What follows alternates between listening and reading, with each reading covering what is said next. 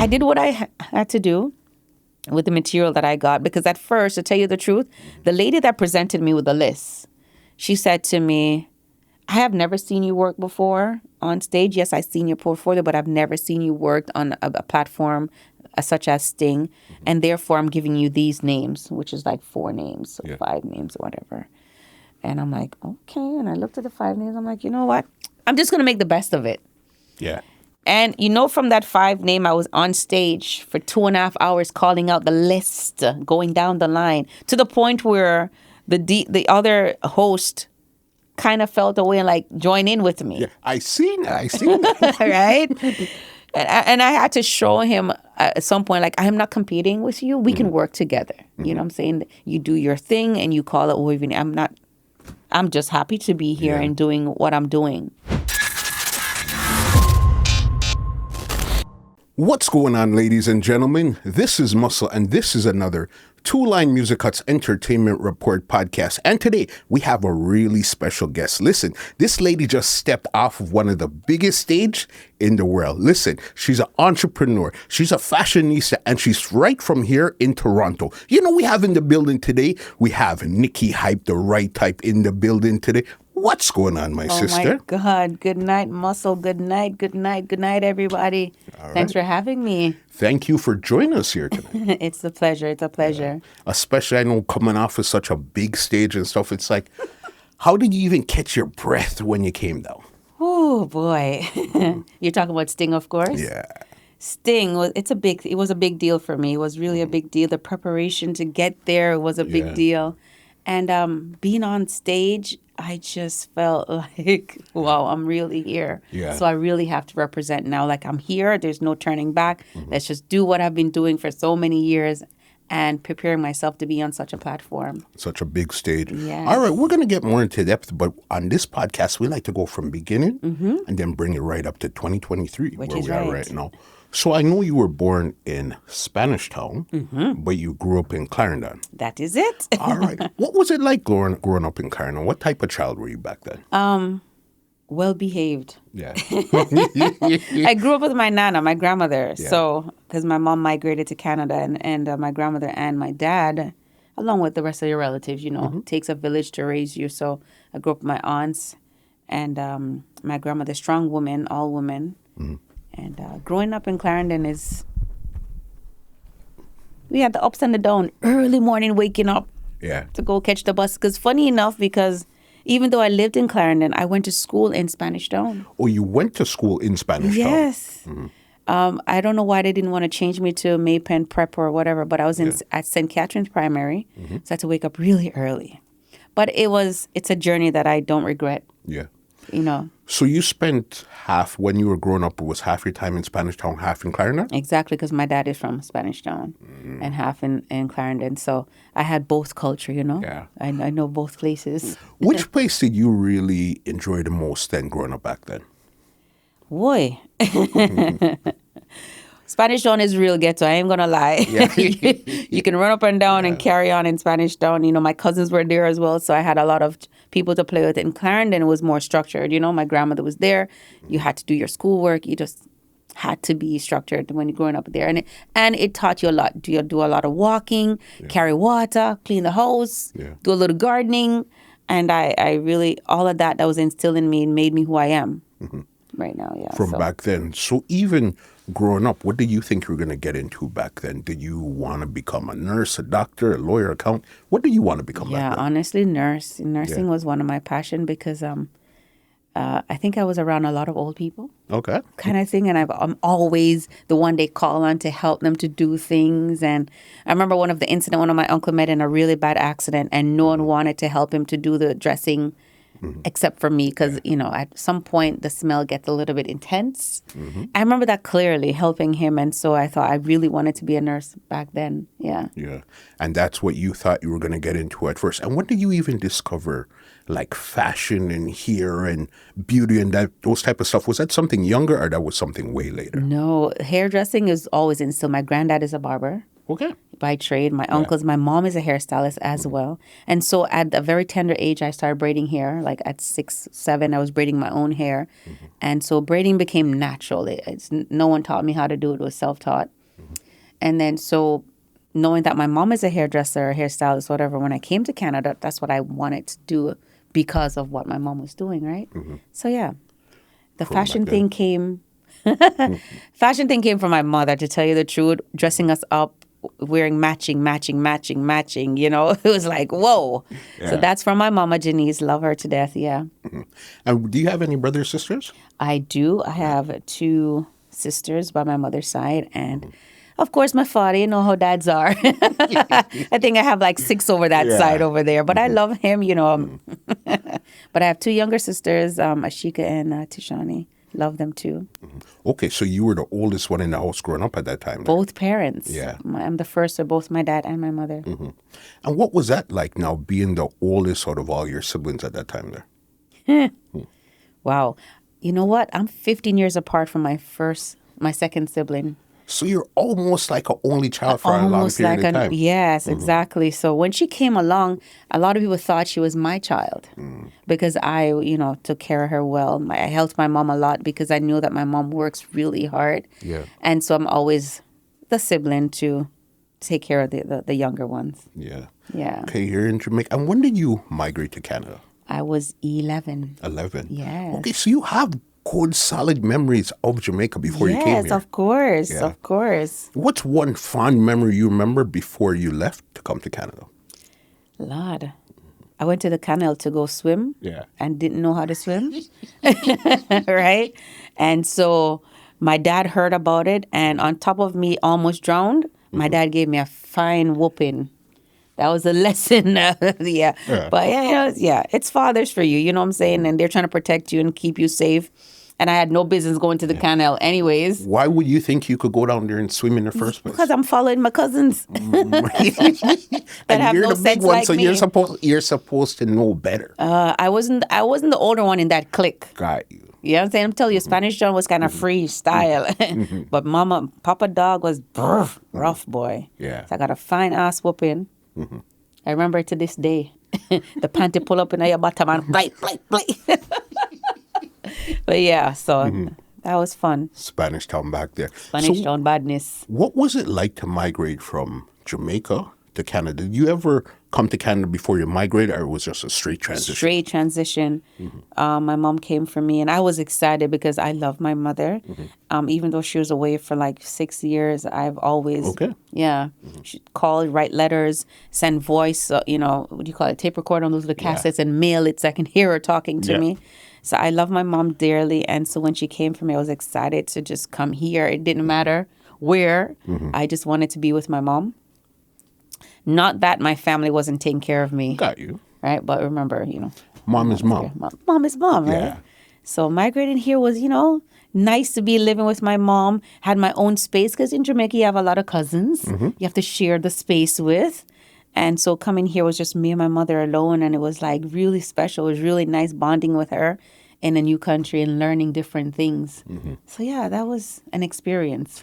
Would you say it was a culture shock, or how was it actually now adjusting from Jamaica to Canada? Did you come in summertime or wintertime, or when did you come? I came in summer. Okay, so you thought it was basically the same weather at the same time. Yes. Did I ever think it was the same weather? Yeah. But my mom was always told us, send pictures of snow and tell me when it's cold and, see her in the winter jackets. I was expecting that to happen. Yeah. That the winter would come or the cold. And I was excited for the winter. Like, I wanted to experience that. But when I came, my family always tried to make me do things in Jamaica to make me be more established of what's going to happen abroad. So, we did the outings, we did the trips, field trips. I had some family friends that live, Stone Hill. They would call that the rich people, learning how to do stuff. And even though I was living in a low class, I would say, or a ghetto, I was always taught to use knife and fork and table manners and all that thing that, be polite. And so coming here the transition was really easy for me at that time. And what was it even like going into school at that time there? Because remember, you're coming out with your The school is accent. kind of and- different. Yeah, the school was different, boy. Yeah, school was different because you're trying to speak proper, but you still have the Jamaican accent. And then they put me in French class. My God, Wow. parlez-vous français? What is what? All right, so you learned something about something. Something, but Yeah. the schooling was different. But I mean, I really had some really good teachers that embraced me and try to work with me, and I appreciate those teachers, especially one called Mr. Beetlestone at Fairbank. Fairbank Senior at Dufferin and Eglinton. That's Fairbank Senior Schools. Yeah, he was amazing. I still remember my French teacher named Miss Bates. Yeah. I don't know if she's still alive, but yeah. Big And up so- Miss Bates. Right? But especially Mr. Beetlestone, loved him. Yeah. It was because it was a real transition coming in from Jamaica to Canada as a school. You're still young. You're going to start to become into your team. So it's a lot of things happening at the same time. Yes. It was more like the language barrier was hard because you know what I'm saying, the pronunciation, the mix of different cultures Yeah. in the school. They actually put us in a class called ESL, Yeah. English as a Second Language. Lord, I didn't really like that, but you need that. Honestly, it Yeah. sounds like you're below standards, but you really need it to know how to pronounce your H's and your A and Yeah. all that. So I appreciate that little time in there. I came out very quickly because I studied hard at home, and my mom makes sure that I'm always with a book reading, and because she wanted a better life for me, right? To really, and especially now you're in a new country with a lot of opportunities. Right. So they want to give you the best runway possible. That is it. And she did, really. Yeah. In the summertime, before I actually started Fairbanks Senior, she sent me to a Catholic school on St. Clair. Yeah. All they taught me was about fish. Man, I don't understand what... if they thought I was a mermaid. I learned about every type of fish. There was Yeah. squid, octopus, you name it. But I was writing stories about that. And that kind of helped the transition as well because, not knowing what to expect going to a regular school, going to the summer camps and summer school was really helpful. And was it easy to make friends once you got here? Oh, yeah. I'm always a people person. Yeah. Yeah. So 1, 2, 3. Yeah. And that You're was good that. to go. I'm good to go. And what part of the city did you guys come to? Marley and Eglinton. Marley. Okay, so you've always been in that zone. In that zone. Yeah. Yeah. Right at Marley and Eglinton, 110. Did mom have the hairdresser at that time there yet? She was still working at St. Clair Avenue with these other ladies. And so, no, she didn't have it. Later years, we got that. Is when you got it. So you see your mom working hard and stuff. So then did you still want to get into nursing at that time there now you're in Canada, or your mind kind of shifted into other things then? Man, I'm telling you, if you don't have proper, what would I call it now? Yeah. Guidance, Yeah. you kind of stray. Because I think I should have really stayed in nursing. I don't know what happened. I end up say I wanted to do business. Yeah. If you're no good at math, what are you doing in business? Like, come on now. Seriously. Yeah. What are you doing there? So that didn't work out too well for me at all. So I went into hairdressing instead. Okay. Right. So I went into hairdressing and did excellent because I was helping my mom all these years. And also when she decided to go for her hairdressing licensing, I was the one that helped her with their studyings. Okay. So when I decided to do it for myself, it was easy because I already helped her with all the, the steps and the tests and the exams and all that. But then the practical thing, that came in because it's natural. I think I was born with the gift to do hair. You just needed the theory.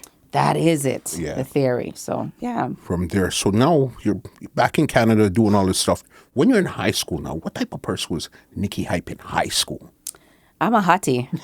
Of course. At least you know it. At least you know it. At least you know it. Not to boast or to brag, but I've always, like my mom, she's always taught us how to carry ourselves properly, dress properly, speak properly, try your best to speak properly, whatever properly is, but have good mannerism, respect your elders at all times. So I always carried myself well. Smelled good. Hygiene was important, and I realized that helps you along the way.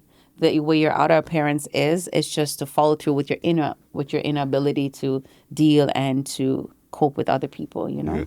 Because everybody sees the outward first, but then you pull them in with that, and then you speak to them or whatever it is you want to show them from there. Yes. But the first thing they see is you. Exactly. And so I was that person that was dressing up.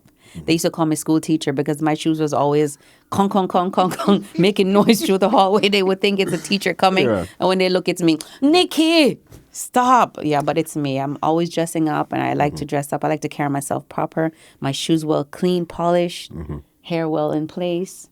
That was always your thing. So were you the popular girl in high school at that time? Then? I would say so. Yeah. I would say so. Not because I try to be, but I mean, Yeah. it helps. What high school did you go to? York Memo. York Memo. Yeah. York Memorial. That was a hot school then, eh? Yeah. York Memo. Right at Keelan Eglinton. Can you believe it's burned down? It burned out? Let me say. Wow. And so I don't know what they're making now, but it was big fire and it destroyed half the building. And so I'm not sure if it's condos they're putting there, but it's gone. Well, and again, this is still in the same Eglinton area. So you're really soaking up the vibe. The vibe right there. That's my culture right there. Little Jamaica, right? Which later on, my mom opened her own salon there as well. What was that like now leading up to your mom opening the salon? Like I said, that was years later. So I was now, a pre-adult. I already did hairdressing, got my license as well. And I was working elsewhere with other people because I didn't want to be shadowed over. My mom was shadowing over me, so to speak. I wanted to be my own woman. Got you. You know what I'm saying? Yeah, I was like, oh. I'll see you at home, but right now I want to go out and work my own. And actually, you know what, too? As much as my mom and I had a good relationship, I ended up moving out at 19. 19? Why is that? Right? Yeah. It could be, I wanted to be my own person, and my mom didn't want to let go of the little Nikki that she knew, and I needed to grow, so to speak, and she wasn't allowing me to grow. And so how parents are sometimes, they get a little bit, and then we think we know everything. And if I know what I know then, I would stay my ass at home, right? I would stay at home because I would have saved more. I would have probably, when I reach adulthood, I would have had more savings to do what I need to do. Got you. Right? So living outside got rough because I would say, I think I was spoiled living with my mom. But you didn't realize that at that time. Oh, no. Got you. No, because now you had to pay rent. You can't afford a full place by yourself, so now you have roommates. Roommates get you in all kinds of stuff.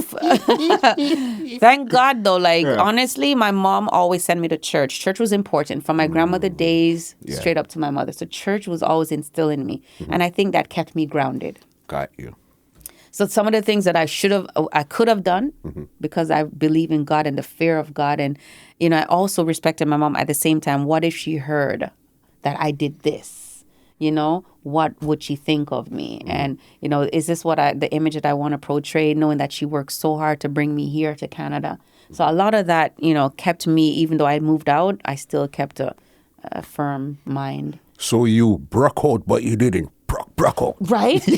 My broke out and I watched on the sideline. I was watching the sideline, I wonder who's going to see me and tell my mom about it. I was such a mama's girl, though. Yeah.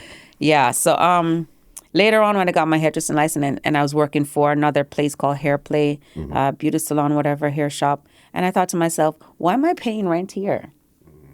Why not go with my mom, pay her the same rent, and try to build together with her? And that's what I did. So, I kind of branched away from there and went with my mom, and then we worked together until we end up getting our own salon together. And what was that like? The salon opening together now? Like I said, my mom and I always had a pretty tight bond. Besides a little, rift that regular thing, yeah. So we understood each other, and because I respect my mom so much, I listen to what she has to say. She's very smart in her business, and so I'm learning along with her. She was also open-minded to let me grow with what I knew how to do. If I knew something better than she did, she wasn't shying away from learning from me as well. And so that became really easy for us to be a team. Right. Right there in Eglinton. And I think it was 2001 that it opened. That it opened, yeah. Yes, good. 2001. And from us living together and working together, you would never... Yeah, we're good. We're good people. I'm telling you, my mom and I are like two peas in a pod. Yeah. Yeah. And the salon's name was Salon Janice? Salon Janice, that's her name. That's her name. Right there. So then salon, all this, you go through high school. When did you discover dancehall now? Ja. Ja. So, 19, 20, 21, I was downtown doing downtown clubs with my friends, whatever. And then I went to Epiphany and met Pete Hype. Okay. And I thought he was the Toronto, what's his name again? What's that tall, handsome R&B singer name again? Oh, God. Sure, Brian McKnight. Yes. I thought that was Pete Hype looked just like him. I thought he was like, man, this guy's good looking. So I met him at Epiphany, and then we exchanged numbers, whatever the case may be. And it started out that I liked him to be a partner, whatever. But it turned out that we end up being really good friends, right? Okay.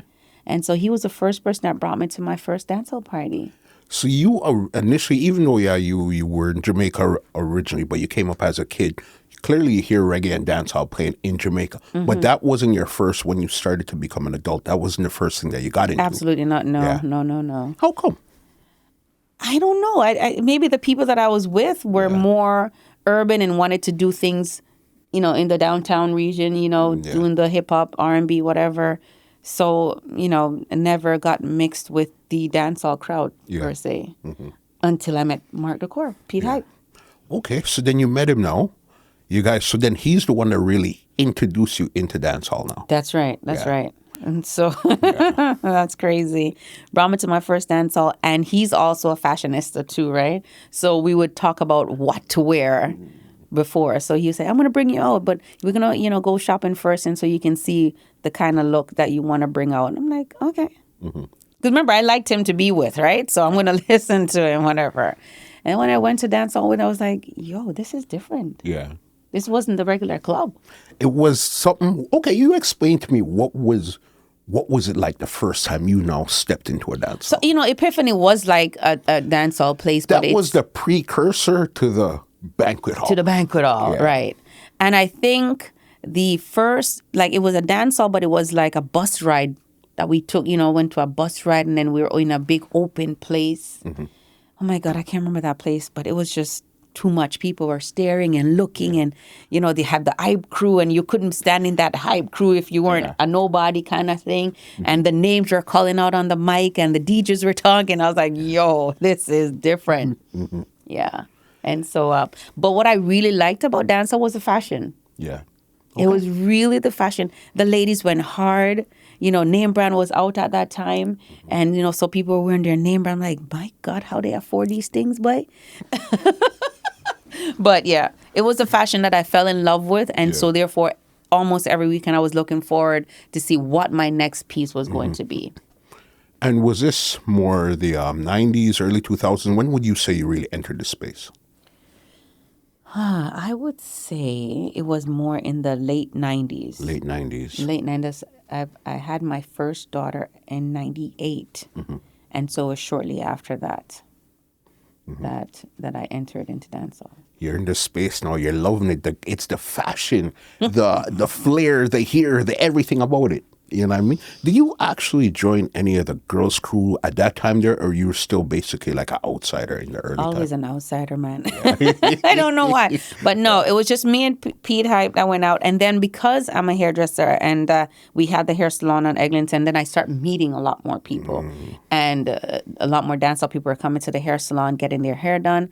And then you still had the top notch. I was still the basic hairdresser. You still had, I think Karen and all that, and so I was still basic. But honestly, I really feel like even though I went into dancehall with Mark Decor, Pete Hype, it was actually Pitcherman Lloyd that gave me my name. They gave you your name. How did that happen? So my child's father had a really big birthday table for me at Club Paradise. Mr. Larry's club, around at Yeah, of Acwell. course. Listen, the two big clubs were either Epiphany Epiphany or Paradise. or Paradise. Paradise on a Saturday, Epiphany's Friday, Friday night. Thursday, or whatever. Exactly, Of course. right. Yeah. So he had a big birthday party for me at Club Paradise, and it was a table. It wasn't like we rented out the place. It was just a birthday table in the party itself, in the club itself. But my child's father is really extra with his friends, and so they literally bought the entire bar off. They bought everything off, and we had a really good time in there because Mr. Larry didn't have any more kanai. It was kanai at the drink at the time. Yes, of course. And what do you call the blue drink? The blue hypnotic. What? Yeah. And so that night we literally bought the bar out and we turned the party on our own. And Pitcherman Lord was the one that he hired to video the little segment, whatever. So when he was added in the tape, the video, he put Nikki to the Hype. Okay, so then that's the original full version of your name, Nikki to the Hype. Nikki to the Hype. Yeah. But I took off to the Hype and put Nikki Hype. So Pitcherman Lord had a big play in that. And then Nikki Hype now start flowing over on Pete Hype. Okay, so his name originally wasn't Pete Hype. No. I thought he was Pete Hype first, and then because you're hanging with Pete or whatever, you're linked with him, that's how you got it was the other way. It was the other way. You learn something new every day. The other way, trickled off. So Nikki Hype, Pete Hype, whatever. So yeah, that's how that started. And then into dancehall now. What did you ask me again? Yeah, so you're in dancehall now. You discovered dancehall. So when did you start to really get noticed in dancehall now? I think I was noticed from day one. Was I liked by it from day one? No, not really. Why not? Maybe I might come across as being cocky. I don't know. Maybe the way I carry myself, I may seem like I don't like people because I like to be in my quiet space and observe first. I'm a quiet speaker, but when I have a voice, I will speak. So maybe that came across like I don't want to be with certain groups of people, but that's not really it. I just know my space. I stayed in my lane. Plus, you're the new girl. The welcoming party isn't just going to come welcome. Right, you have to get some rough up and see if you're really about this. Are you really about this life? You know what I mean? That's so true. So, with that being said, Mark Decor always had my back, though I can't lie. Always had my back, and I appreciate that a lot. And like I said, respect carries a far way with Mr. Larry, too. I got the privilege not to line up in the lines anymore. Okay. Yeah, I could go around to the side door or the securities knew me. And so, because on a Saturday night at Club Paradise, if you weren't there at a certain time, you weren't getting in. If you weren't there from it seemed like, in my mind, 10:30, 11 o'clock, you're not getting in. You're not getting in. Yeah. Right. So with me being a hairdresser and finishing work late, it was hard for me to get there on time. Yeah. So because of that event that kept there and the respect we got, doing the bar thing, Mr. Larry always made sure that the security guards knew when I was coming. And then, that was where you started. So then when did you actually start to host? Because I know hosting parties, at first, hosts never used to speak. You guys were just basically their appearance? Yeah. And I mean, so when did that actually start for you? I decided to keep my own birthday party at one point. I don't remember exactly. I was turning 30. Jesus, lad. What was this, about 2-3 years ago? Oh, no. Wow. No, it's probably not that. But I think I was doing Girls Gone Wild, and I was doing other things with Fabo. Remember Yes. Fabo? Okay, so then Erks before that. How did you get into promo then? Because you said it was promo and then promo led you into hosting? Yes. Okay, how did you get into promo? Let me see if that's what really happened. Hold on, because there's a lot of things happening all at once. Like, honestly, when you sit on this podcast, your mind is going to go like my mind this. is going. Yeah. So, I think I started doing the party first. Yeah. So I must have kept my birthday party first. I went to the studio to do an ad for the party. Jeff the Master said to me, "Why don't you do the ad yourself?" Okay, so you didn't go to record it yourself. No. You went there to get, I guess, Jeff or somebody at the studio to do it. Yeah. And then he's like, "Why don't you do it yourself?" I'm like, "No, I can't talk." He goes, "Yes, you can." Yeah. I'm like, "No, I can't." However, so he convinced me. Okay. and kind of, walk me through the steps and say, what do you want to say? How do you want to say it? Yada, yada, yada. And then, yeah. From right there. Because so then it was really keeping the party first led you to linking up with Fabo and doing promo. Right. Yeah. Right. So that's exactly what happened. You're dragging my memories, boy. Woo! What happened first? But yeah, the keeping the party, birthday party, went to the studio to do the ad, end up doing the ad. Then, But then a lot of things is happening, right? It's not just one thing. A lot of things are happening. You're getting involved. Your name is calling. You're becoming more popular at this time. Yes, it's a whole lot of things going on. Because me personally, I think the first time I remember you actually starting to speak on a mic was probably like around Remix Mondays around then. Yes, how can I forget about that? Totally. Yes, a Remix Monday, Rodeo and Yellow. Oh my goodness, that was a good vibe though. It was a really good vibe. And so they got me on the team to actually help with the promo. And I was just vibing with the DJs, Yeah. Love the DJs too. And then I started talking on the mic and it just, at first I didn't know what I was saying, but I'm saying stuff, Cause you're one of the first females I seen actually take it, not just to become a 10 baby father, but tree friend them, not that type of way, but to actually be a MC host. You're one of the first early ones that I've seen. Thank you for that. I mean, I honestly always try to be different. I wanted to do different. I didn't want to be regular. I didn't want to follow anyone. I just wanted to do something. I like vibing, and I wanted to MC and actually learn how to turn the music down and speak while doing all that, the music and entertaining the audience, giving them a positive and a feel-good vibe while you're there, not for them to feel agitated and miserable and want to fight. You know what I'm saying? Because sometimes based off what you say on a mic or the music you play can agitate incidents. For sure. And so I always want to be that person that do the feel-good, make you feel good while you're partying. I understand. You've been in Toronto Dancehall since the mid to late 90s. What would you say was one of the scariest nights of being inside of a dance? Yeah. I know you have a couple of those. Well. I think the scariest one was a bus ride, though. It wasn't actually in the city. It was a bus ride. And Lord, picture my Lord, forgive me, but it was picture my Lord's bus ride. And the person that got shot was wearing the same outfit as my child's father. And so I thought it was my child's father that was shot. And I lost it. Like, I was like, wow. And we weren't together, but the fact that I have a daughter for him, and he was wearing a Cavalli suit, and the other person that got shot was wearing the same Cavalli suit, and so I thought it was him. I thought, oh my God.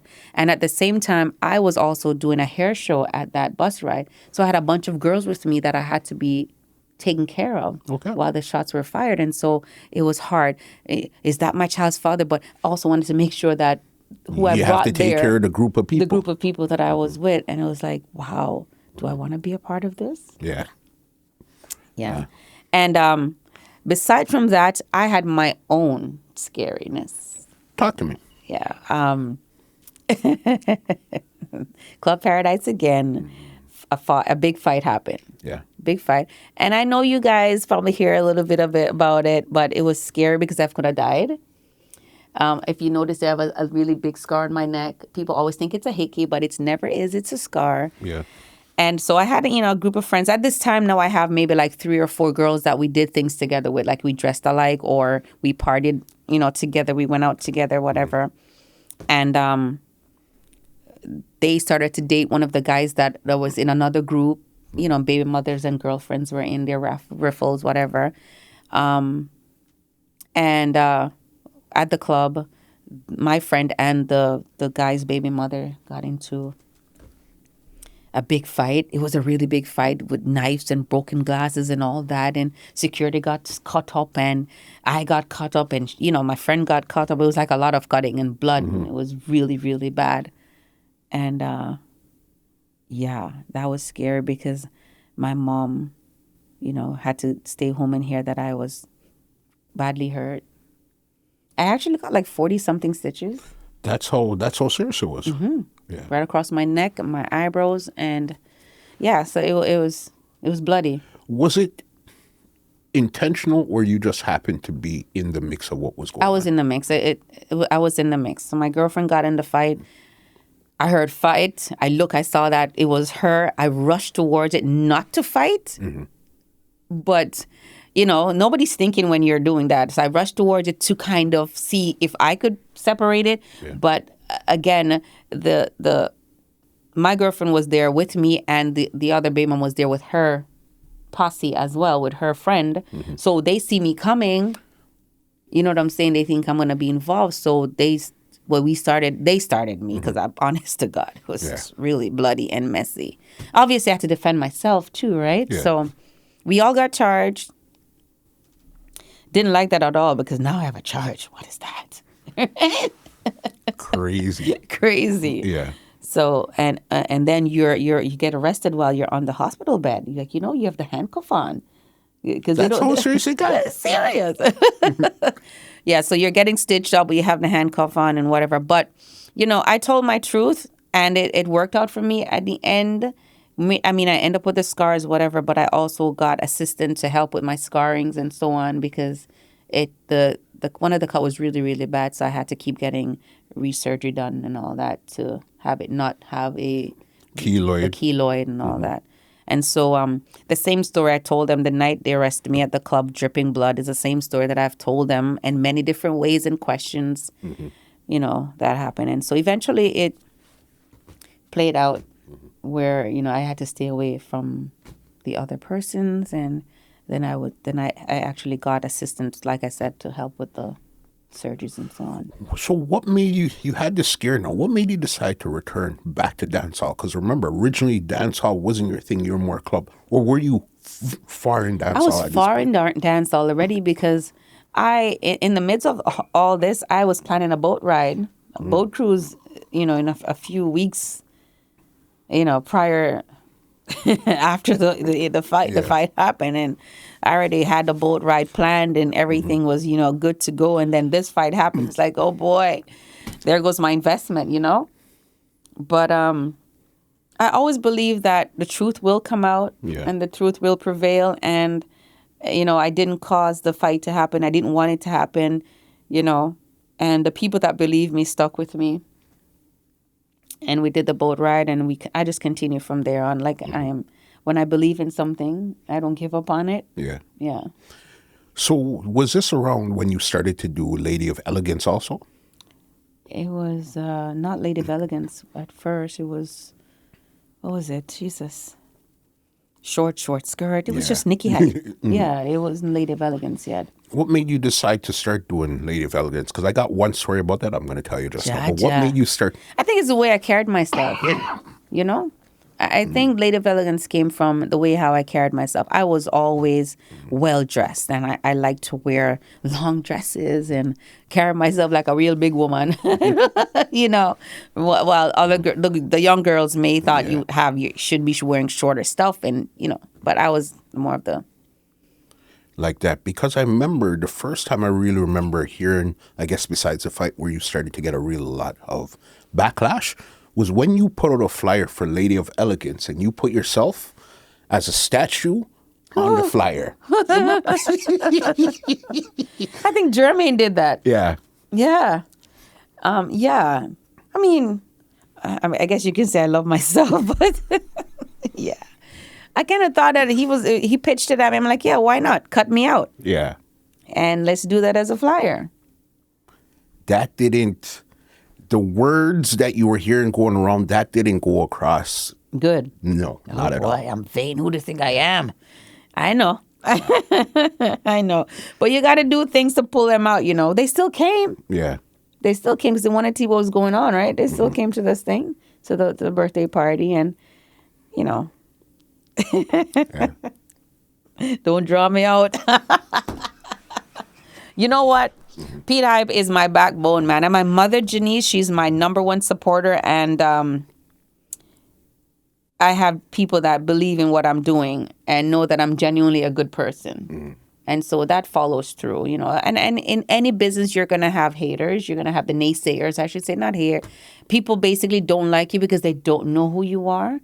And I've seen my naysayers become my yay, my cheerleaders and all that. And when I can transform people in believing who I am, that's an amazing feeling. Yeah. You know? To really understand. And again, you have a name called Hype. So, question. Do you really think you were hype back then? No, seriously. Back then, Seriously, hold on. I'll give you a second to think about this, Nick. Were you a little hype where I think I people was might hype. take it in? You think that? I think I was hype. I think I really think because I was out Monday, Tuesday, Wednesday, Thursday, Friday, Saturday, Monday, Tuesday, Wednesday, Thursday, Friday, Saturday. There's no sleeping for Nikki Hype. It's so true. Yeah. So you think you were, when you look back and... But I don't think I was hype in trying to be mischievous with people. I think I was hype with my dressing and my care of myself. And I think, yes, I am Nikki Hype. but I That's don't what hype is, man. No, but people can be mischievous and be hype and, you know, cause fight every week and, you know, whatever. But I wasn't doing that. I was just hated by a lot of girls because I make myself, like when I walk into the room, it's been known that I'm here. Okay. Is that cocky? That is cocky, but At least you own it. Yeah. You understand? Own it. Even your media journey now, because I said you're hosting parties, you're hosting red carpets and stuff like that. But I think the first time you actually took a media position was Chatty Chatty Radio? yeah, Chatty Chatty Wednesday Yeah. with Linky Links. Yeah. How And did that Ryan how did that Giggs. come up? That come about? Wow. Dang. You're dragging my memory, boy. So based off me doing the promos and the events, Ryan Giggs, Linky Links, they contacted me and said they're doing this, you know, podcast, radio, whatever, live radio. If I want to come and be a coach, like, you know, sit on in as a guest or as a, what do you call it, guest host, and see how it is with how we would interact with each other. That's Linky Links and myself. So it was just like a test and trial for one night, one Wednesday night. And we actually had a really good rapport with each other. Yeah. And so that continued. Because that was live. There was video or it was just audio at that time there? It was just audio? Was it audio? Was it live? No, it was live. It was live, It was right? live. It was Because that live. was early internet Toronto, trying out Yes. Dancehall. That was extremely early. But it was very popular because you also had like, Guests coming in. yes, Reggae Mania was around then, the radio station and the website. So a lot of stuff was starting to just bubble in Toronto at that time there. I think that actually highlighted me a lot too in dancehall, knowing that I was on this radio, was having guests on, and it highlighted me and kind of calmed me down as well, you know. So you were Nikki, not so hype at that time. There. No, Yeah. kind of calm you down because now you realize that you've been watched by a lot of people from every angle, not just dancehall. It's more you more legitimized your brand by Right. now being in somewhere that has like it's now this is what we do on a Wednesday between these hours here. So it's not just being at a dance showing up and doing whatever. You now have a Platform. Yeah. And I think at that point I was also growing. I used to want to answer back to everything and want to have, you know, conflicts with people that say things. Like I didn't develop the thick skin that I now have. thank God Instagram and those things wasn't a thing back then. What? Jaja. Thank God for that. But yeah, I'm kind of happy that, you know, I really have a supporter such as my mother. And also Mark Decor, that took a lot of the heat for me and put people in place for me so I didn't have to, you know, answer them, so to speak. Because even though it seemed like I was hype, I was very, what would I call it? Shy and So was didn't there- have the backbone. Didn't have the backbone to handle a lot of the things as much as I wanted to. as it you didn't expect it to come at you the way it did type of thing? Exactly. It's Yeah. like I was put in an unexpected position. Yes, that is exactly it. You know it. You know it. Yeah. It came at me and then I had to just work with it. Yeah. That's what happened. Figure You're it damn out. right. Figure it out from there. As you go. And how long did Chatty Chatty last for? How long were you over there for? 2 years? 2 2 years. years? Yeah.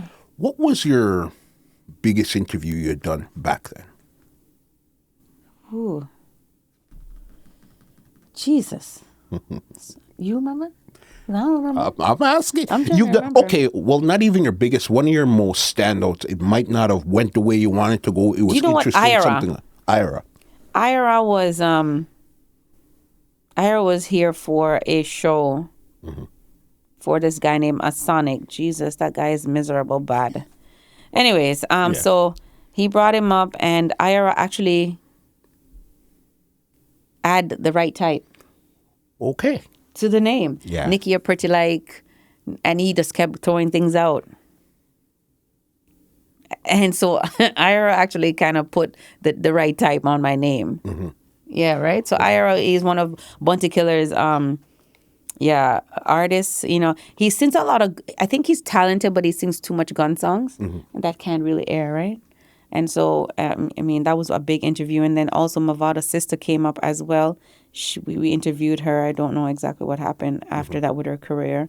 But, I mean, we've had a lot of people that's passed through Chatty Chatty Wednesday. And it was a good show. It was a really good show. Yeah, in 2 years, that's a solid time to hold something together. You know what I mean? Did you end up leaving or the show ended up ending? Yeah. I didn't actually leave. Linky left. Okay. And we tried to carry the show on. But I don't think we had the same kind of chemistry that Linky Links and I had. Okay. And so eventually I had to say, okay, then, you know, maybe this is not going where I wanted to go. And then I started to have other things that I needed to deal with at the same time. So the show paused. Yeah. Right? Because Gigs didn't really want to do it without me either. And so we paused it. Pause. And then after a while, I seen that you and Linky Links linked up back again for Licks Radio. Licks Radio. Yeah. How did that happen there now? With Linky and I? Yeah. Well, we always knew that we had chemistry. Working together, working together on radio or whatever it is. And so when he started it, same thing again. He goes, Nick, pass through. And people kept saying, so Nikki's come back next week. And then eventually I said, okay, let's make it a weekly thing that I'm here with you co-hosting. And we did that well. And then a look, a Passarin came out, and then, I just had to just call it a day. This is when, since we're being 100% honest, this was when the leaked pictures came out. Jesus! Nikki, I'm sitting in this chair because listen, all right, listen. So the picture came out, and Licky thought that I needed a break because he thought that they were going to come at me again. And so, at some point in your life, you're going to have to stand up and say, listen, I'm a grown adult. Got you. And if something came out, I should know how to handle a question that comes in regards to that situation without being vulgar or not air appropriate then, right? And Linky didn't think I was ready for it, and so he benched me, sort of tell me to take a couple of weeks off, whatever, until it mashed down. I'm like, no, I'm not. I don't. If I'm not sitting on this chair tonight, I'm not coming back. So you didn't think in yourself that you needed the break. You were ready to face whatever criticism, questions, or whatever head on at that time? Isn't that how you deal with situations? That's how you're supposed to, but not everybody deals with things at the same time. And again, remember, you said earlier you weren't really that type of person. You didn't really have the thick skin. Is this where you developed it, or where you started to develop it? I was on Chatty Chatty for 2 years. Yeah. Right? So by this time, you kind of got it. I'm mentally developed. I know how to handle media. I know how to handle the naysayers and so on. So I believe that he should have given me the opportunity to prove myself that I was ready for that, line of questioning from the guests and audience. And moreover, it's a man and woman story. You know what I'm saying? I don't think it was that scandalous for me not to know how to handle myself. It's a picture with me, with a bra on and the person with no shirt. And it's a male and a female. You know what I'm trying to say? And I didn't think anything was wrong with that situation. But look how funny that is. Look at that picture then to what you see regular on social media. On social media right now, right? It's like, yo, if that was social media days, like, geez. But what's so funny? I think if you type in Nikki Hype, that's this picture you see. That's the picture you're still seeing? There's something like that. Jesus. But anyways, so that happened. And I mean, I love Linky. Linky's my boy. We work together now, on some shows together as well. And we're cool. I would say we're friends as well. For sure. But at the time, I really believed that he should have let me prove myself to the audience that I'm grown and I can handle the situation. Well, sometimes you got to go through things to go through something to learn. True You know what I mean? True that. I know another endeavor you were involved with. This is the early time, well, not early for the show. Dancehall Divas of Toronto. This is when it had the full name at this time. How did that even come up for you? So,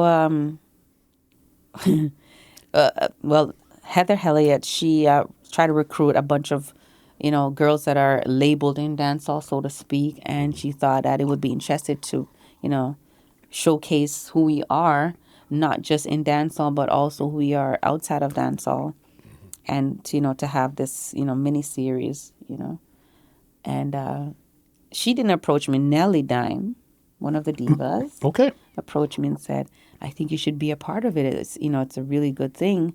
And to get us from the next level. Because we always talk about dancehall is great, but we want to get to the next level, you know? Whatever that next level is. Yes, to be recognized not just in Toronto dancehall, but outside Toronto dancehall, in the States, in England, in Jamaica, to whatever. So Heather, showed us how we could do it if we kind of went under her umbrella, so to speak.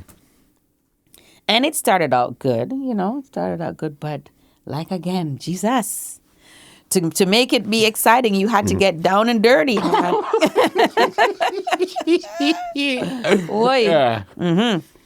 What was it actually like now to really film it? Because it was six you guys at first? Yeah. To have 6 women from the same space having to film this show. What was that like, honestly? Oh, boy. So it's like tensions were always there because we had the ones that liked each other and then the ones that didn't like each other kind of thing, right? And so it was always that, okay, we never know what's going to happen when we're filming, what storyline we're going to go with and how is it going to turn out, right? Because remember, there's always a storyline that you have to follow. You don't know when you're acting it out, how it's going to play out. And so words are thrown, feelings catch, next to fist fight. That's the only thing that didn't happen because we had securities there sometimes, you know what I'm saying? It got that intense at times. Yes. Yeah. Oh, yes. But I mean, in everything that you're doing, it takes time to build. And I think the ladies didn't have enough patience to wait for it, to get to where it was. So people started having less interest in the show. And money's also something that you have to put into it for it to also build, right? And we did the trailer twice, and editing kind of messed up one of the trailer. And it was just a lot of different things that we're hearing from the head office, so to speak. Not criticizing her because Heather turned out to be a wonderful woman that only wants the best for, women empowerment and putting them to the next level, So, yeah, I wish I had had the patience at the time that to stick it out with her back then, but it turned around. The clock turns around, and we're gonna get to that. Trust me, I know. You know what I mean? So then, were you one of the first ones to leave the show then? No, no, I wasn't. Yeah, it was Nelly. She was the first one. She was the first one. Did you guys replace her, or you guys were just now down to 5 people at that time there? I think we were just down to 5 people because it was first Dancehall Divas of Toronto. Yes. And so it was still, Nelly was gone. We were still doing our thing. And, but it was a big thing because it was now Nelly with Ed Office. That was kind of, and so it kind of put a little bit of riffle between the rest of us because we didn't know what was going to happen next, what was going on, whatever. And so I stuck it out for a little bit. And then I decided that, oh boy, again, this is not going where I wanted to go. So let me just, take myself away. And who were the original 6 cast members at that time there? So it was Nelly Dime, Lady Hilly, me, Nikki Hype, Peppa, and another young lady. Barbie was in the original? Yes. Okay, Barbie she was in the Bell original as well. Yeah. Barbie's one of the original. And then there's Bunny, Sexy Bunny. Yeah, so that was us. So you're there. So you decided to leave because you feel it wasn't moving at the speed you wanted to move at. Right. And they were also speaking about getting family involved in the show. I was like, That's where you draw that's the where I line. drew the line. I was like, ooh, no, my picnic there, my mother. Yeah. So, yeah. I was like, no, I'm not ready for that yet. But I mean, if I'm going to lay out my entire life in front of Toronto or Canada, wherever the world, I better be making some good money. So when you talk about me, I can just write my check. Yeah. You know what I'm saying? I can write my check. I can, I want to take another flight and don't care. But you can't lay out your laundries and still come back here to hang them. Yeah. You know what I'm trying to say? No way. So I said no. If you're going to do it, it has to be done for the right amount. The right amount. Yeah. Right? Which means I don't necessarily have to be in dancehall if I don't want to be. I am in LA. I am here. I'm there. I'm flying. So you can talk anything you want to talk to me. My account is, speaking. Yeah. Got you. And at the time, the show wasn't going to offer us that. So I said no. Because I think it took a while for it to actually get a home in the first place because we were shopping it. You guys did a lot of appearances here and there. But it didn't really get a home till probably 2 years ago. Exactly. You know what I mean? Yeah. And 2 years ago is when she brought in she started calling it Divas of Dancehall. Now where she brought the other girls from the States, Danielle D.I., Sky. It's another artist from England as well. I can't remember her name right now. But I wasn't a part of that. Barbie was still involved in there and Bunny was still there. I think Peppa was doing her little scene in Jamaica, whatever. So I think when she widened the whole entire Divas of Dancehall, not just Toronto, it kind of found a little place. It opened up at that there. Yeah. When you were filming at that time, you and Lady Hilly were good at that time there? No, sir. Yeah. No, and it's so funny. I don't even know what started what with me and Hilly, to tell you the truth, right? I don't know what started what, but it's what it is, I think we've now grown and realized that we're in each other's space and we're gonna deal with it and work along each other. We don't have to be best friends in our business, but we just work together to make sure that we do the job. But again, that's why I like where you had interactions with people that didn't go good, but you turned around and still said, okay, if we're gonna be here or we're gonna be in this space, we still gotta work. You understand? I don't have to come to your house. You don't have to come to mine. Right, exactly. But we still have to be cordial and work. Yeah, we still have to be cordial and work. And I realized that because she and I were always, not seeing eye to eye. I really don't know why, honestly. But I realized that whenever I got to an event and she was there, I am agitated, I'm miserable, whatever. And I'm thinking to myself, I can't be productive if I am feeling like this. So was this something from your side, her side, both sides? What was it? I have maybe the show kind of stemmed a lot of, whatever we had. It was from Dancehall Divas, what was said while we were on set and all that stuff. I really don't think it was anything personal.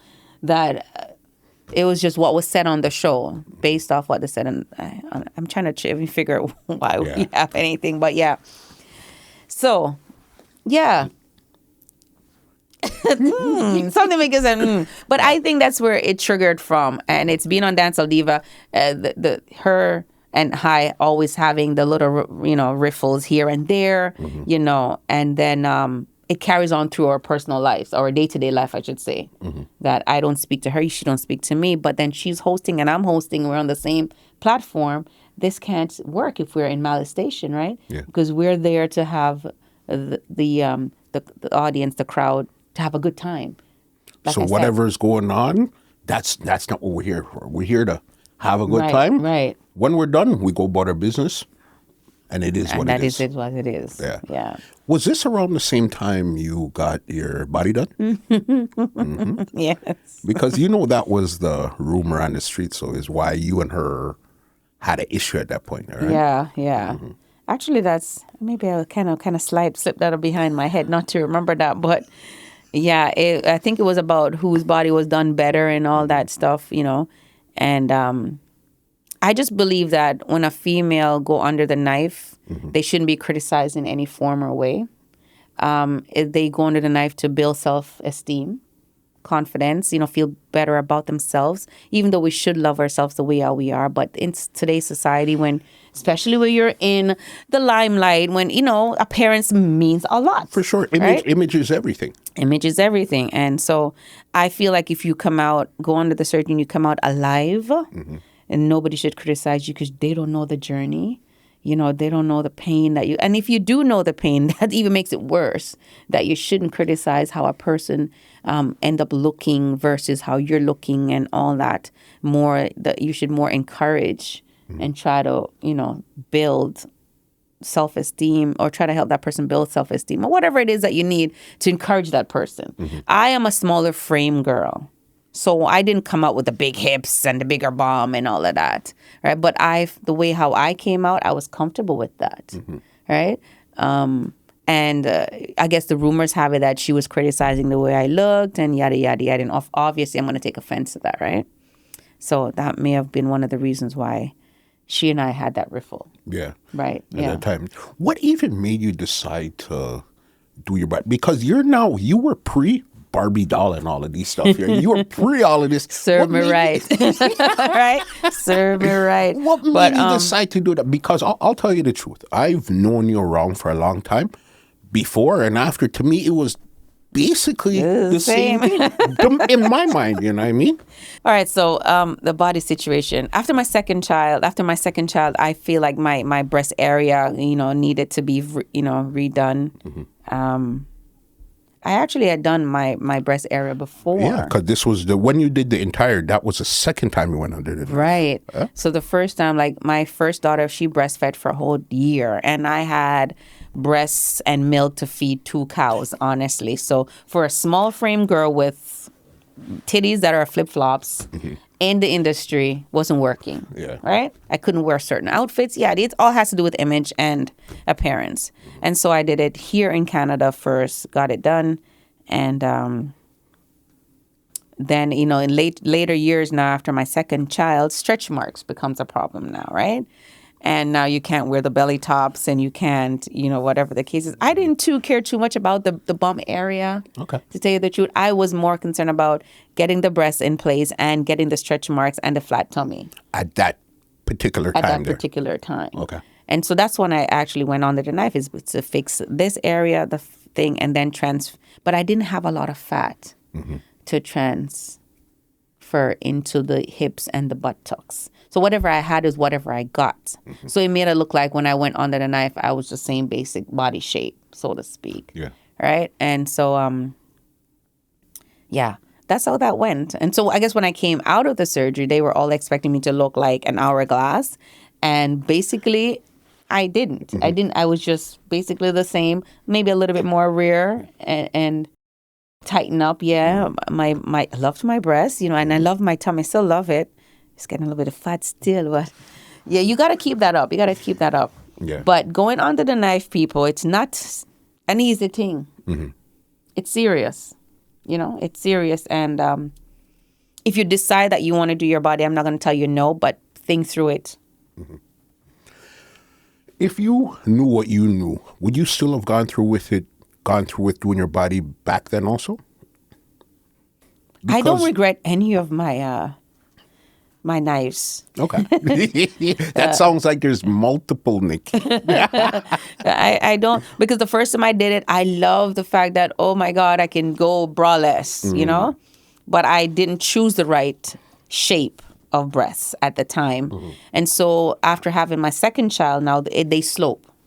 And they're too big and they're sloping. So you gotta think through what you're doing when you go under the knife. You gotta know, go under the muscle, don't do teardrop, do this, do that. There's so much different things that you have to know before going under the knife. And also make sure that you're healthy and you have the support that you need when you come from under the knife, meaning that you have your family or friends or partner or whatever to help you through doing your massages and making sure that your body gets back intact and eating the right food, right diet, all that.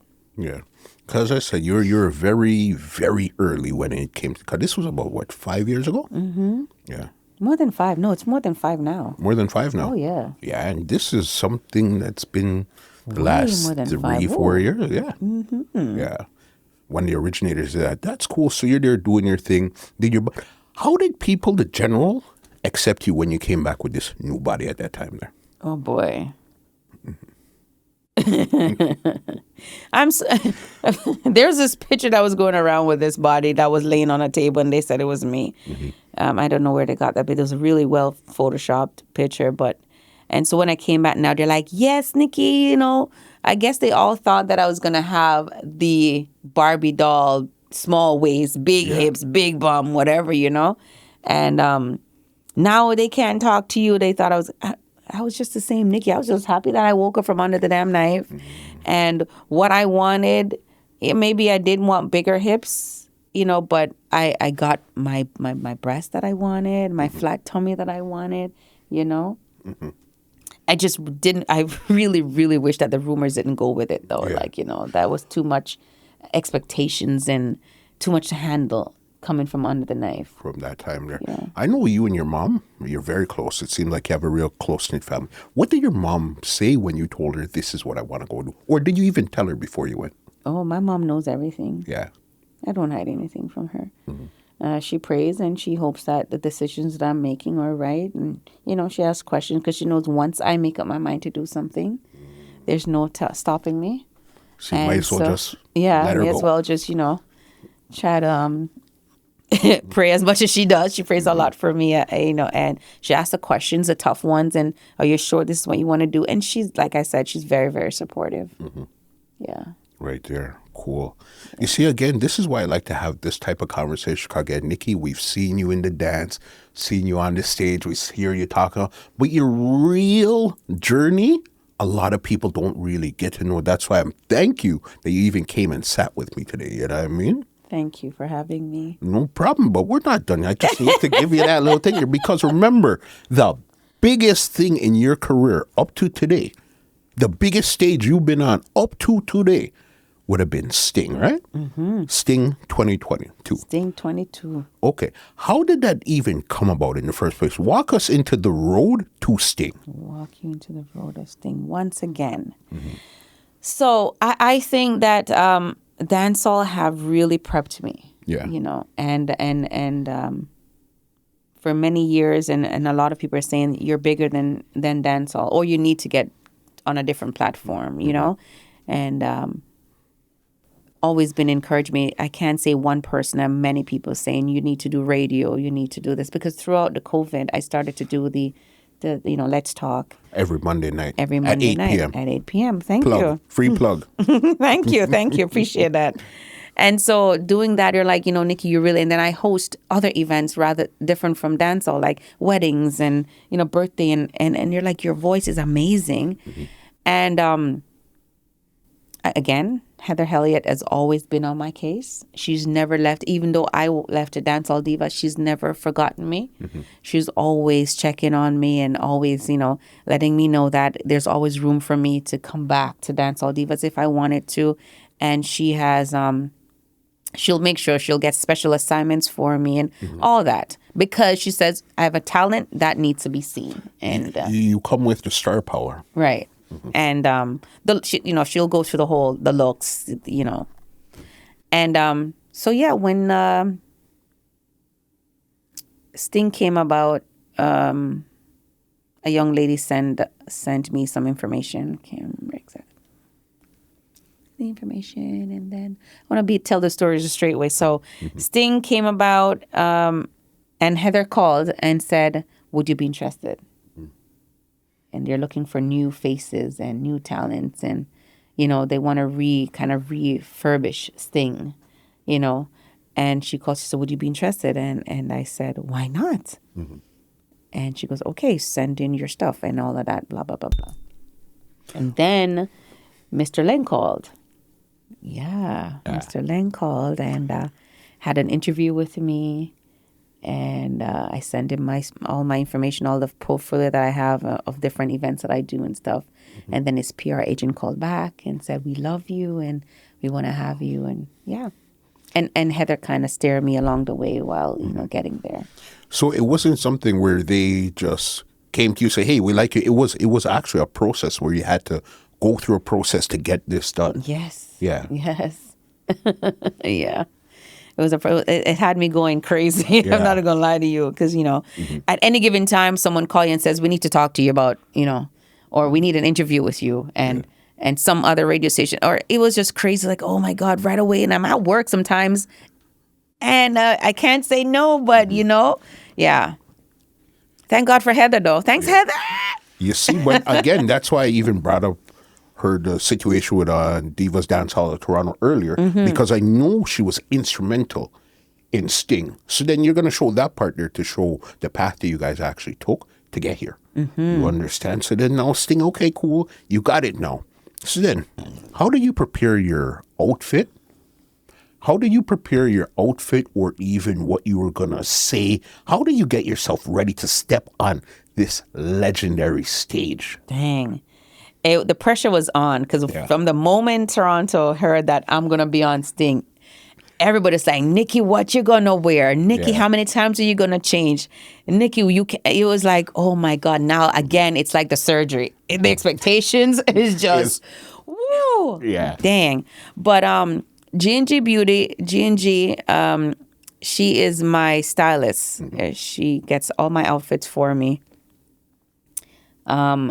But what we ordered what we ordered didn't come. It didn't come. But before that, I'd seen a Toronto designer, even before I knew about Sting, Future Couture. And she was modeling a piece that she designed for herself. It's an original piece. And I said to her, "I really like that." And she goes, "Yeah, I can, do it for you." But this was nothing to do with Sting. Yeah. This was just, I saw her design. She was modeling herself and on her Instagram page. And then I said, I contacted her, and she goes, yeah, I can do it for you. And I'm like, "We're going to tweak it a little bit to make it me." She goes, "No problem, whatever." So now Sting came about, and I'm still not thinking about that outfit. She's designing it over there, but I'm still looking for my outfit from G&G Beauty. And, and so what I wanted did not arrive. Luckily, I had Future Couture working on that piece for me. Yeah. And I went there and I did the fittings with her, and we tweak it. I'm like, this looks really different. This looks really nice. Still not thinking about wearing it for Sting, because I'm still waiting. Anyways, so G&G came up with a backup piece for me. Obviously, it was nice, but it wasn't stage. Got you. You know what I'm saying? And so I tried on the outfit for my mom, and she's like, "Yeah, this nice, whatever." But then she chose the second backup that G&G got for me. But while I'm in Jamaica with my girlfriend Bonner, and I tried on both outfits. And she said to me, "Honestly, this is nice that your mom chose, but this is stage." And I'm like, exactly what I thought. Yeah. And so I'm so happy that I allowed Future Couture to do her thing and to, redesign what she made for herself and made it me. And I think it really worked out on stage. Yeah. What would you say would have been the most memorable moment for you standing on the stage, looking out there to those people there? Wow. I think when I started being on the side waiting to go on stage, because they were doing the whole presentation on the screen with me, Nikki Hype. They're doing this whole thing. It was amazing. A pre-record video of my different pics and the audio and all that. So right there, I'm like, this is it, guys. This is it, right? And before that, though, my dad was there. Okay. Yeah. Mr. Desmond Shaw was there. He came. And so I saw him backstage before I went on stage. And that just made me feel, Musa, my dad is here. I mean, I love my mom, and she's in my thoughts. And, we spoke before the day of, whatever. But my mom is always so nervous for me. Yeah. It's like, I'm not talking to you before I go on stage. No way. You're too nervous. But seeing my dad there, know that he was there to support me. And I had to show him that this is actually what I do, because he's never really seen me in action. Yeah. He hears that I'm a host and all that stuff, but he's never really seen me. And so I had to turn up the volume a little bit, a notch. And then I also hear my dancehall family here in the back of my head saying, "Girl, you better not mess up." Girl, you know what I'm saying? And I know that the naysayers were watching as well. And But at the end of the day, I've been doing this for many years, and now I have the opportunity. I'm going to take it. Yeah. I'm going to run at it. And so I said a little prayer. He that dwelleth in the secret place of the Most High shall abide under the shadow of the Almighty. Sting, are you ready? That is it. Because you were actually the first person out on Sting. Mm-hmm. That's wild to even think that. That's wow. That was wow. Yeah. And I think I got a really tough segment of Sting, but that's what made it more special. You know, I got the no-name artist. Yeah. But the girl that you brought out from St. Vincent, I can't remember her name is... Oh, man. I'll tell you just now. Sita? Yes. Listen. Shabbat. Shabbat. The girl took the audience and she spit the rhymes at them. Bro. And she left them. Yeah. And I love that for her. And I wish I'd brought up more female artists because I think with my segment, I needed female, you know? I needed, you know, even Suspense. She was there. I wish I'd brought her out, you know. Pampate's my girl. I wish she had, you know. But I did what I had to do with the material that I got. Because at first, to tell you the truth, the lady that presented me with the list, she said to me, I have never seen you work before on stage. Yes, I've seen your portfolio, but I've never seen you work on a platform such as Sting. And therefore, I'm giving you these names, which is like 4 names, or 5 names, or whatever. And I'm like, okay. And I looked at the 5 names. I'm like, you know what? I'm just going to make the best of it. Yeah. And, you know, from that 5 name, I was on stage for 2.5 hours calling out the list, going down the line, to the point where the other host kind of felt away and like join in with me. Yeah, I seen that. Right?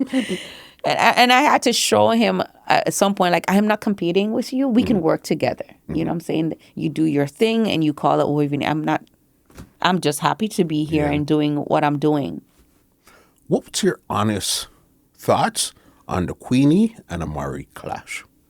You were there, remember. You seen it from one way. You seen it from another. What's your honest thoughts on that clash here? Amari did not understand the concept of clash. Yeah. She literally thought she came here to fight. From the beginning. Yeah. I don't know if no one spoke to her. I don't think they dealt with her properly either, you know. But I really think that her concept of clash was to come on stage and fight. Because the moment first and foremost, when the other host was calling out, she was first wanted to call out Queenie. Yeah. Amari walked on stage and interrupted.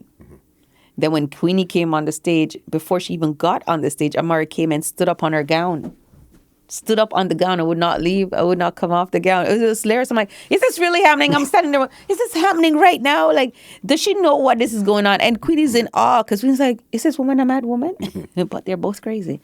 But I mean, I love Queenie. She did her thing and she tried to compose herself and did what she came on to do, you know, and what she did actually started making her get more jobs, right? Yeah. Crazy. So you would say that experience on Sting was a great experience. It was a great experience for me, in spite of what people are saying about the entire show itself. For myself, it was a big platform, and the experience was amazing for me. Yes, you're going to have the down, you know, the negative parts of it, and the parts that didn't go your way. But in life, that's not how it works. Life throws you a lemon, you make lemonade, right? You understand. Yeah. And even that, like about 10 days after that, you had a promotion on there, White and Bright, with Mr. Killer. With Mr. Killer.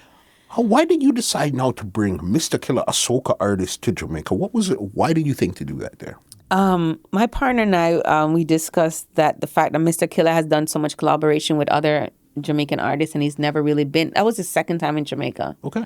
And so we thought that, you know, bringing him would kind of, you know, gravitate to the brand, White and Bright, to knowing that he's a big international soca artist, and White and Bright, who is just barely wetting our feet in Jamaica, you know, we would be placed on the map of entertainment and keeping events, you know, that's on such a scale. You know, you have to be respected at some point, right? So if you're just keeping mediocre parties, you know, the Sands and the BRT weekend, we're never going to be in their circle unless we prove ourselves that we are able to. Yeah. Right. And Cost a pretty penny, but yeah, shit. it worked out. You understand? Yeah. Even, I know for 2022, Nitro, they gave you Host of the Year. Oh, yeah, they did. Yes. Okay. That's why I even brought up the Hilly situation in the first place. Just to show you, again, full circle moment where we could be on the outs, and then you know what? Look, Jeff told you should talk. And he said, okay, talk, and you talk. And they ended up giving you the female, was it female host or host of the year? I think it's female host. A female host. I still have the trophy. I mean, Jeff is an amazing person, and he is one of the staple members in dancehall, right? And he does what's needed to be done to keep the peace, so to speak, and to keep dancehall at a level where we can have enjoyment. Meaning bringing good events, good music, keeping the stapled people in connection with each other, so to speak. Because if we fall apart at the top, what do we expect our patrons to do, right?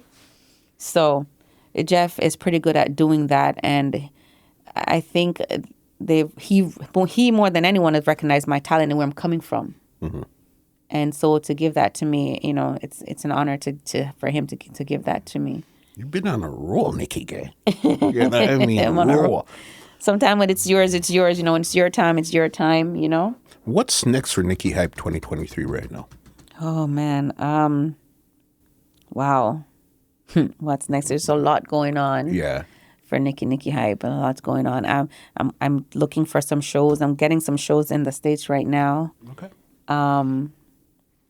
England is coming up shortly. Right. Yeah, right. And a few big platform have already contacted me to host your events, but I am sort of under management, so. So management is taking care of what's happening right now. Yeah. So my Toronto people, please don't be mad. I know they call me for bookings, and sometimes I'm not available, or the price may sound like, woo, Nikki. Well, I'll go on with that. Yeah. You know what I'm saying? But I try to make sure that my quality work, not only on stage, but before we get on stage, I try to make sure that your event is promoted properly. I try to be crazy with the promotion, and try to make sure that, I gravitate as much income to your event as possible with what I do. That makes sense. Last one I have before I get you out of here. You've been in Toronto dancehall scene from, say, mid to late 90s to right now. What would you say has been the biggest change that you've seen, whether it be good or not so good, in the dancehall scene from back then to right now? The younger people are now taking over. Yeah, so the younger people are taking over, which is good, because there's growth. There's growth in dancehall now, and it's not just the same set of people keeping events. It's different varieties of different that you can look forward to. The music somewhat remains the same every weekend. You know what I'm saying? Yeah. So we need our DJs that are really good at what they do, but they need to start changing up their playlists a little bit, to make it more entertaining. We need people to stop coming out as late as they do, so we can, have more enjoyment. So the DJs themselves will get into the groove and play. You know what I'm saying? Because if at 10 o'clock there's no one there, you don't want to play. And then when it's time for you to play, you feel like you have to play the top 10. However, they have to remember that there's more than one top 10. Right? And so you can play, but you don't have to do the regular top 10. Money pull-up is also an issue. They want to play for the top 10 to get the money pull-up. But surprisingly, I've seen, there's this one DJ that I look up to. I mean, not look up to, but I rate. Yeah. Cash Money from Georgetown. Okay. DJ Cash Money from Georgetown. I seen him play, and he gets a lot of money pull up, and he's not the top 10. Yeah. Right? And so I know that there's music that can be played. Chippy is very talented. Flair is on fire right now, right? And I know that they can do it. There's so many DJs out there that knows their stuff and have the music in their laptop to play. It's just for them to, stop being lazy and put it together. I've played with Chippy at anniversaries that are 50 birthday parties and older generation, and he knows where to go to find those music. This is Alan Ladd's son we're talking exactly, about here, boss, right? you know what I mean? And I've traveled with Chippy a lot too, and so I know he's very, very talented, but sometimes they get lazy, right? Fire Kidstini, come on, you know that. When he's ready to spit, you know what I'm saying? Yeah. And so that's what it is. They just need to, step out of their comfort zone and start playing different top tens, because there's a lot of different top tens in different eras, right? Eras. You get it. Nikki, excellent, transparent conversation. Thank you for having me once again. And yeah, Thank pick you. up yourself. I feel like I'm on stage. On stage. You know how long I wanted to sit in this red chair? Guy. You've been on stage, but you've been on stage. I seen a clip of you on stage. I've been on stage, but not my own personal interview. I was in the mix of people. But I feel like, thanks for having me, Musa. I appreciate you. Remember, we spoke since August, I know. Since August. Since August, I was supposed to be here. And I'm here, though. I'm grateful. Thank you. Yes. Any big ups, leave some contacts, anything right now? The floor is yours before we get out of For here. booking and hosting, contact me at Real Hype Styles. Nikki Hype, the right type, Real Hype Styles. I want to shout out to my mother that I love so dearly. I want to give God thanks for all that He has done for me, over my how much years am I? Let's leave that alone. All right, no, for real. Shout out to my White and Bride posse. My friends, that have me from day one. Big up yourself, Mark the Core, wherever you're standing, sitting. Mikey mentioned. That's your counterpart. That's right my there. counterpart right there. And the entire dancehall fraternity that have showed me love and support on my journey to where I am right now. And everyone that played a role, thank you. All the promoters that have booked me for hosting, that have helped me grow, every weekend that I take the mic. Thank you so much. And just everyone that has been supporting me. I do appreciate the love. Yeah. Cheering for you, Nikki. When I seen you come out on Sting, I screamed at my laptop. I screamed at myself. Yeah. You know what I mean? Yeah. Trust me. There's so much more to go. And trust me, I can't wait to sit down with you again when you get to another level to where you're going. I appreciate that very much. God richest blessings. And I just, I humbly accept all of this. And I'm so glad for growth. Yeah. And the maturity where I'm at right now. And I know that will bring me a far way. You understand? Let me give you an outro and get you out of this epic, transparent, real conversation. All right? Well, ladies and gentlemen, this is Muscle, and this has been another Two Line Music Hut's Entertainment Report podcast, and we are out. This podcast is brought to you by www.twolinedmusichut.com.